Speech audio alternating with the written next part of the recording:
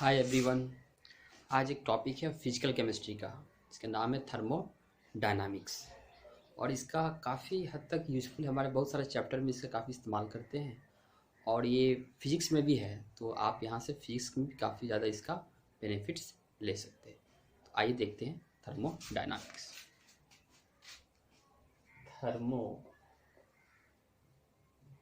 Thermodynamics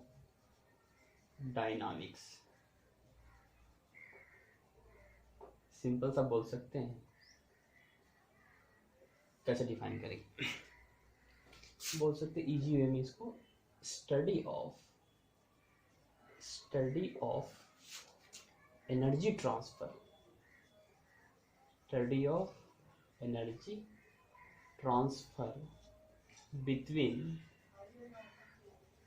between system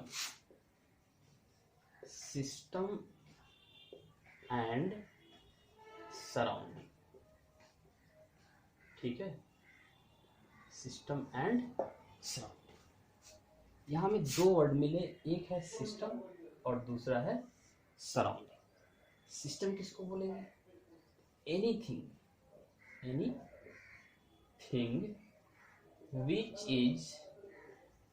which is under observation,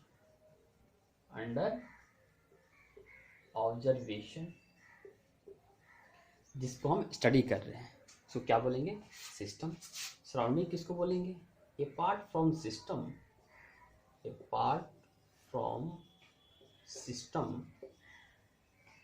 rest part of universe is called surrounding. ठीक है, तो मान लो हमने सिस्टम ले लिया, हमारा सिस्टम है, ठीक है, और जो बच गया जितने पार्ट्स, दिस इज सराउंडिंग। तो सिस्टम और सराउंडिंग है, सिस्टम और surrounding is separated by A wall, this is called boundary. इसको हम बोलेंगे बाउंड्री। ठीक है, which separates system and surrounding। boundary, it may be real और imaginary। ये रियल भी हो सकता है और इमेजिनरी भी हो सकता है। बाउंड्री जनरली दो टाइप्स के होते हैं, एक को हम बोलते हैं डायाथर्मिक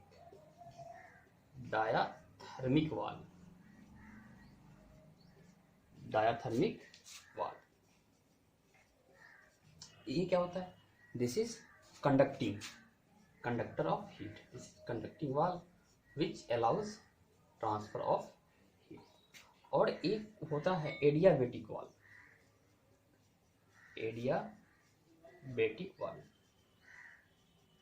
दिस इज, ये क्या होता है? This is non conducting. ये क्या होता है? Non conductive. ठीक है, या बोलते हैं insulator, this is non conductive, या हम बोल सकते हैं this is called insulator which does not allow transfer of heat. ठीक है क्या? अब यहाँ पर हम क्या बोल सकते हैं? System plus surrounding, system plus surrounding equal to universe. Universe दो टाइप का हो गया, सिस्टम प्लस सराउंडिंग क्या बना है? यूनिवर्स हमारा बना है। अब हम बात करेंगे types of system.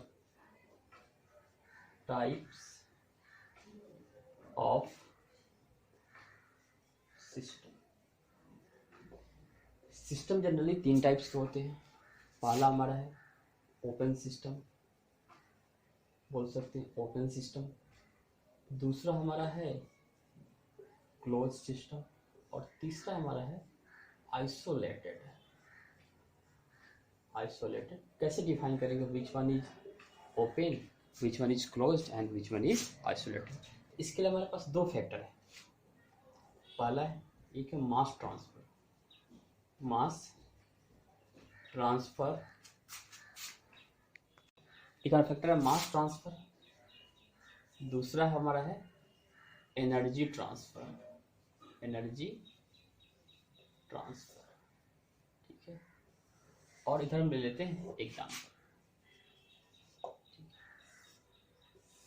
Open system में क्या होगा, मास ट्रांसफर होगा, एनर्जी ट्रांसफर भी होगा। एग्जाम्पल ले सकते हैं, एनीथिंग इन ओपन वेसल, सिर्फ बोल सकते हैं boiling water, boiling water in open vessel. दूसरा क्लोज्ड में क्या होगा, मास ट्रांसफर नहीं होगा बट एनर्जी ट्रांसफर होगा। जैसे बोल सकते हैं ये boiling water in closed vessel, boiling water in closed vessel. Third is isolated, न इसमें मास ट्रांसफर होगा और ना ही एनर्जी ट्रांसफर होगा। एग्जाम्पल ले सकते हैं, ए परफेक्टली insulated थर्मस फ्लास्क,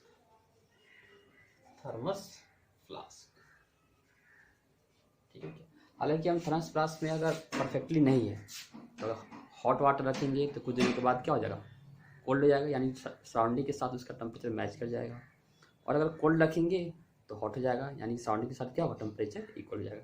इसलिए हमने बोला यहाँ पे परफेक्टली इंसुलेटेड, जिस कंडीशन में रखेंगे उसी कंडीशन में हमारा वाटर रहेगा। बेस्ट एग्जाम्पल हमें ले सकते हैं इसका, दूसरा एग्जाम्पल ले सकते हैं यूनिवर्स। अगर हम टोटल यूनिवर्स ले लें तो universe itself is a isolated system, ठीक है। Universe itself is isolated system. आइए एक छोटा सा क्वेश्चन है, ए साइन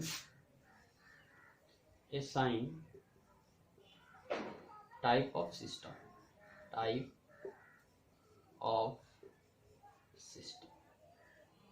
जैसे हमने वेसल लिया है, दिस इज कंडक्टिंग वाल, ठीक है क्या। अब यहाँ पर क्या हो सकता है कि मास ट्रांसफर पॉसिबल है, नहीं है। हीट ट्रांसफर पॉसिबल है, हाँ पॉसिबल है, क्योंकि दिस इज कंडक्टिंग वाल है, पॉसिबल है। वार्डन पॉसिबल है, नहीं, चूँकि क्यों पॉसिबल है, हीट ट्रांसफर पॉसिबल है, यानी कि एनर्जी ट्रांसफर पॉसिबल है, तो this is called close system. किस टाइप का हो जाएगा, ये क्लोज हो जाएगा। इसमें बात करें, क्या इसमें मास ट्रांसफर पॉसिबल है, नहीं है। हीट ट्रांसफर पॉसिबल है, हाँ है। क्या इसमें वार्डन हो सकता है, हाँ। Work is also form of energy, क्योंकि सिस्टम या अप या डाउन जा सकता है, अप या डाउन जा सकता है, तो यहाँ क्या बाय द सिस्टम या on the system work possible है, इसमें डब्ल्यू पॉसिबल है। किस टाइप का सिस्टम हो गया, this is also a close system.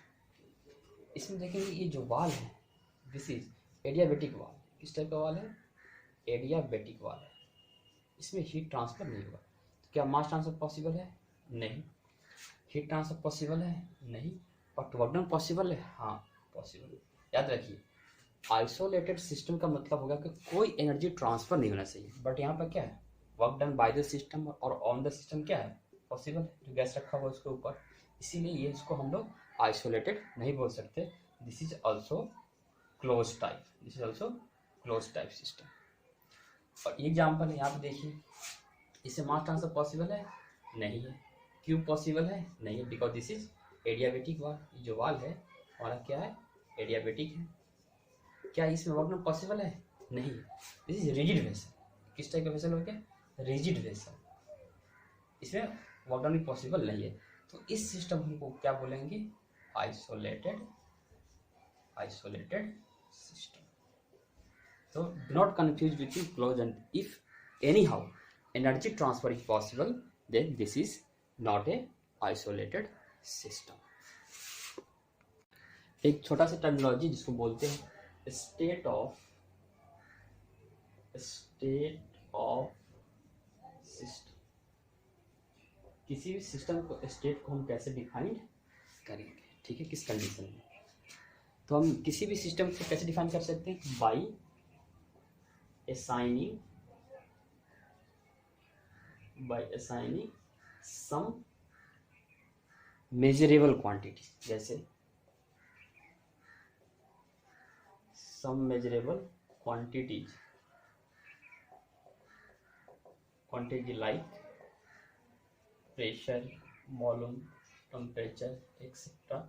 हम साइन करके बता सकते हैं कि सिस्टम का प्रेशर इतना है, टेम्परेचर इतना है, वॉल्यूम इतना है, यानी कि state of system can be defined. तो छोटा सा एक टर्म है जिसको हम बोलते हैं path variable, state variable,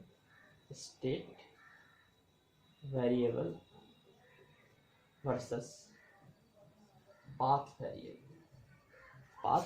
variable या path function.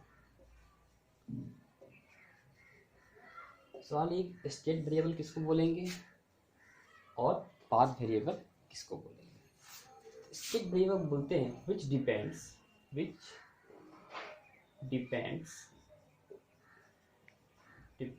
only on initial and final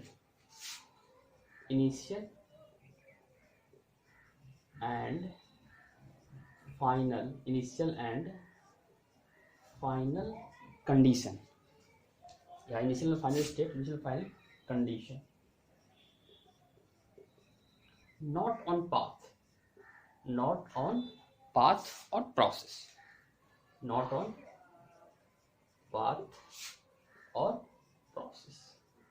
इसको हम बोलते हैं हम लोग क्या, स्टेट वेरिएबल्स।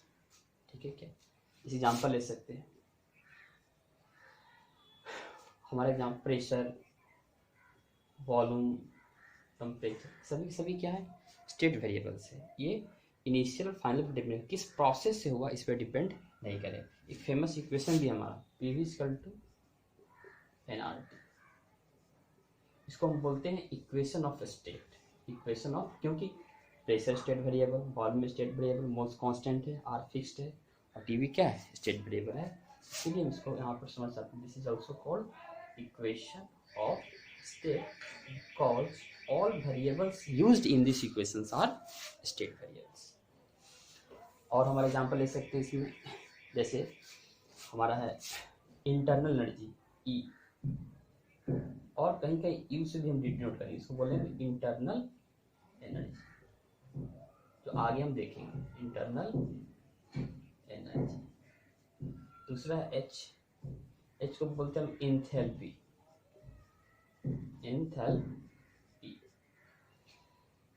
उसके बाद में एक है G को हम लोग बोलते हैं गिब्स फ्री एनर्जी,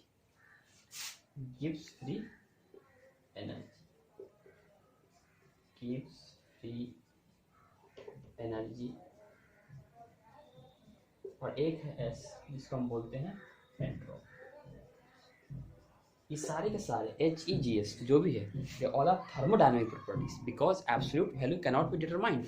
और चेंज करेगा, डेल्टा H निकाल सकते हैं, डेल्टा G निकाल सकते हैं, डेल्टा S चेंज निकाल सकते हैं, बट हम absolute value can not be determined.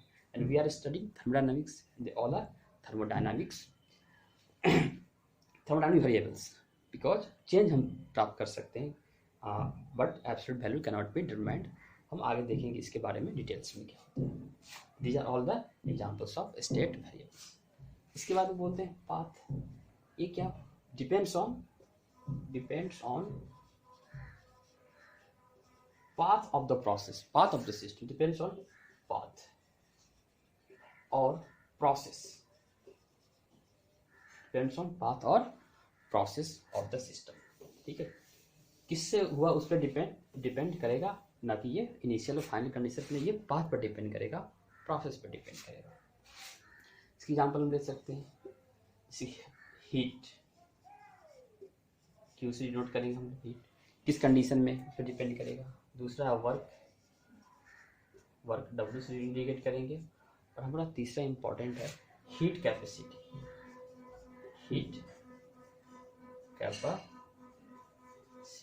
C। ये भी क्या होता है, they all our path function, path पर डिपेंड करता है, ना कि इनिशियल एंड फाइनल कंडीशन। यहाँ पे एक नेक्स्ट टर्म है इंटेंसिव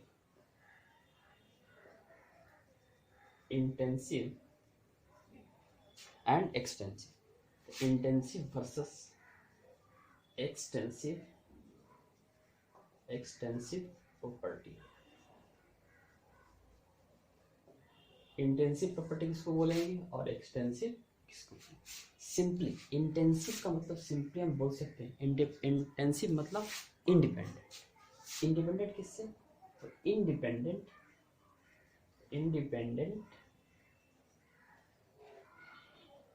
इंडिपेंडेंट फ्रॉम मास और साइज ऑफ द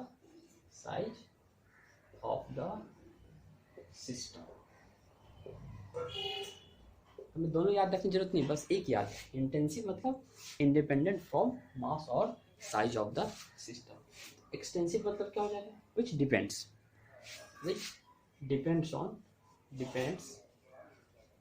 ऑन मास और size of the system. Depends on मास और साइज ऑफ द सिस्टम। जैसे मान लो एक रूम ले लेते हैं, सपोज करिए कि हमारा एक रूम है, ठीक है। रूम का क्या है, मान लीजिए स्टार्टिंग में प्रेशर मान लिया जाए कि P1, प्रेशर क्या है P1 मान लें, प्रेशर P1, वॉल्यूम V1 है, टेम्परेचर T1 है और मोल्स है। इसको दो पार्ट में डिवाइड किया, इक्वली कोई जरूरी नहीं, जैसे कि हम दो पार्ट में इसको क्या किए डिवाइड किया। और नेक्स्ट जो प्रेशर बना, मान लीजिए P2 है, वॉल्यूम क्या है V2 है, ठीक है, टेम्परेचर T2 है और मोल्स क्या है N2। तो अगर उनको डिवाइड करेंगे तो क्या टेम्परेचर हमारा चेंज हुआ? नहीं। डिवाइड करने के पहले भी 180 प्रेशर था और डिवाइड करने के बाद भी प्रेशर क्या हो 180 ही रहेगा, एटमॉस्फेरिक प्रेशर ही है। तो प्रेशर विल नॉट। क्या वॉल्यूम चेंज होगा? हाँ, वॉल्यूम जरूर चेंज होगा, क्योंकि डिफरेंट वॉल्यूम, दोनों का वॉल्यूम क्या होगा? डिफरेंट हो जाएगा। तो V1 is not equal to V2। क्या टेम्परेचर चेंज होगा? नहीं, जो टेम्परेचर पहले था वही टेम्परेचर अभी भी है, ठीक है। Temperature will not change. क्या मोल्स चेंज होगा? बिल्कुल।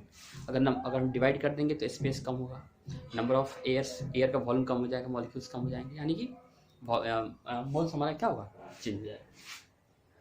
तो जो चेंज हो गया, ठीक है क्या, तो इधर हम एग्जाम्पल लिख सकते हैं आराम से। एग्जाम्पल में क्या क्या आ जाएगा? जो डिपेंड नहीं किया साइज पे, जैसे प्रेशर में क्या हुआ? इंटेंसिव में आ गया। टेम्परेचर किस में आ गया? इंटेंसिव में आ गया। और अगर इसका हम बात करें, एक्सटेंसिव का बात करें, तो इसका एग्जांपल हम क्या लिख सकते हैं? वॉल्यूम, मोल्स, ठीक है, ये हम एग्जांपल लिख सकते हैं। और भी जैसे बहुत सारे एग्जांपल जैसे लिख सकते हैं इंटेंसिव का, जो डिपेंड ना कर, जैसे कि all concentration terms, all concentration terms, जैसे कि मोलरिटी, नॉर्मलिटी, जो भी है, परसेंटेज वेट बाई वेट, जो भी होता है अपना, मोलरिटी एक्सेट्रा, ठीक है क्या।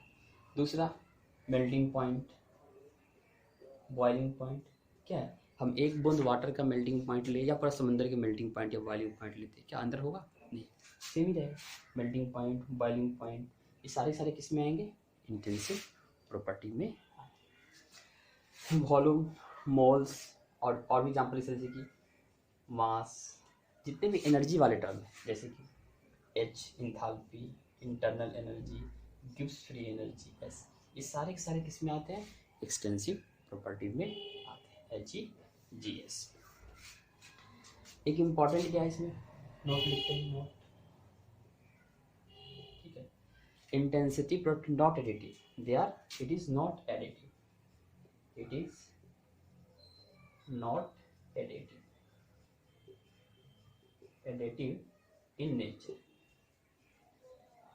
यानी ऐसा नहीं है कि हम बॉइलिंग पॉइंट को ऐड कर सकते, नहीं, सेम है, मास पर डिपेंड नहीं कर सकता। इसमें नोट में क्या लिख सकते हैं? इट इज एडिटिव, मास बढ़ेगा, साइज बढ़ेगा तो हमारा क्या प्रॉपर्टी भी बढ़ेगा। It is additive in nature. Next point इसमें हम क्या लिख सकते हैं? Ratio of two extensive property becomes intensive.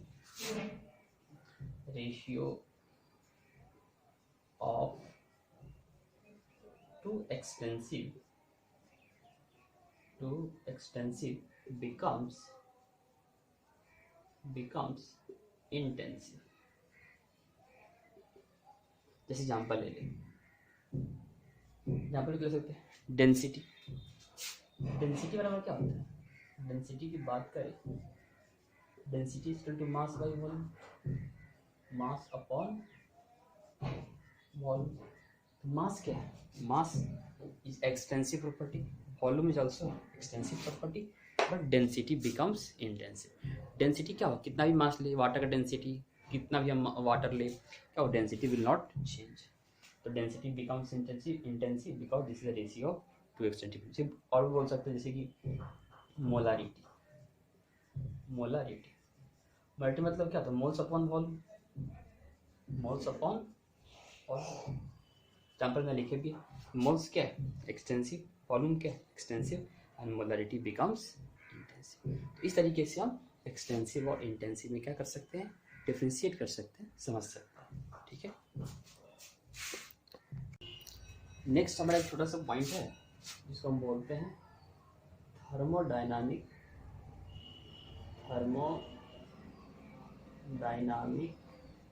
Equilibrium. Thermodynamic equilibrium, कोई भी चीज थर्मोडायनामिक इक्विलिब्रियम कब बोलेंगे? इफ following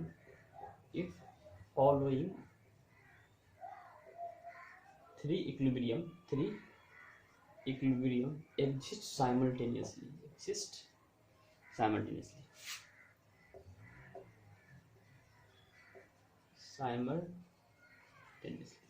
और कौन कौन सा है? इसमें पहला हमारा है मैकेनिकल इक्विलिब्रियम।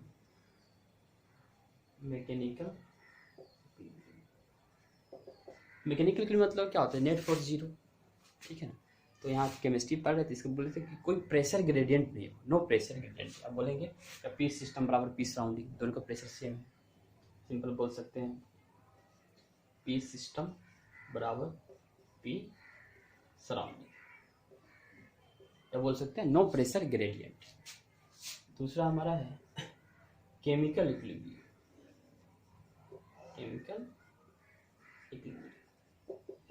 केमिकल इक्विलिब्रियम एक टर्म है, केमिकल पोटेंशियल, जो हम लोग को सिलेबस में नहीं केमिकल पोटेंशियल पढ़ना है, बट इसमें हम बोल सकते हैं सिंपली कि नो कंसंट्रेशन। ये कोई कंसंट्रेशन डिफरेंस नहीं होगा तो कोई फ्लो नहीं होगा, तो बोल सकते हैं इनिशियल कंसंट्रेशन बराबर फाइनल कंसंट्रेशन, नो कंसंट्रेशन, यानी कि डेल्टा कंसंट्रेशन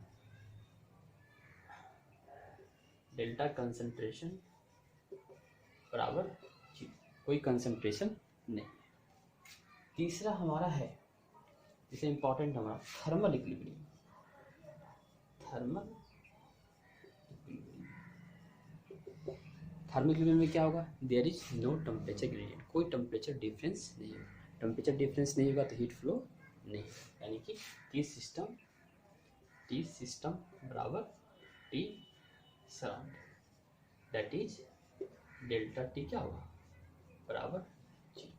अब हम लोग को पढ़ना है zeroth law, first law, second law, तो सिस्टमेटिक तरीके से हम लोग देखेंगे, सिस्टमेटिक और ईजी वे में, कि कोई भी आदमी, कोई भी स्टूडेंट बहुत ईजी वे में पढ़ सकता है। तो यहीं पे एक लॉ होता है थर्मल इक्विलिब्रियम का। बेस्ट क्या है? एक छोटा सा लॉ है जिसको हम लोग बोलते हैं जीरोथ लॉ। ये क्या कहता है? ये एकदम बहुत ही ईजी वे में, ऐसा कुछ है नहीं। जीरोथ लॉ क्या है? If a system is in thermal equilibrium, the system is in thermal equilibrium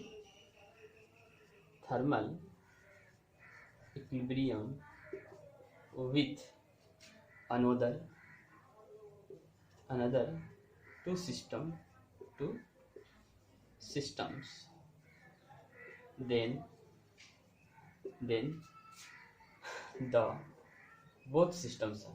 then the both systems are also in thermal equilibrium, बहुत आसान। जैसे मान लिया कि हमारा सिस्टम ए है, ठीक है, एक हमारा सिस्टम है बी, और एक हमारा सिस्टम में बस कॉमन सेंस से कोई भी समझ सकते, कुछ खास लॉ नहीं, जीरो लॉ सिंपली। तो मान लीजिए कि इसका टेम्परेचर टी है, ठीक, इसका टेम्परेचर टी बी है और इसका टेम्परेचर टी सी। तो हम बोले कि बी जो है ए के साथ थर्मल इक्विलिब्रियम में और सी के साथ थर्मल, यानी कि टी ए बराबर क्या है, टी ए बराबर टी बी है, और फिर क्या है टी बी बराबर टी सी, और फिर क्या है टी बी बराबर क्या है टी सी। तो इन दोनों से क्या मिला कि टी ए बराबर T C. This is the example of zeroth law. ठीक है, तो हम वन बाय वन देखें zeroth law, first law, second law, हम बहुत सिस्टमेटिक तरीके से देखेंगे, जस्ट लाइक ए स्टोरी की तरह, जो आपको बहुत आसानी तरीके से समझ में आ जाए। ठीक है, तो बाकी हम नेक्स्ट लेक्चर में देखेंगे। ठीक है, थैंक यू।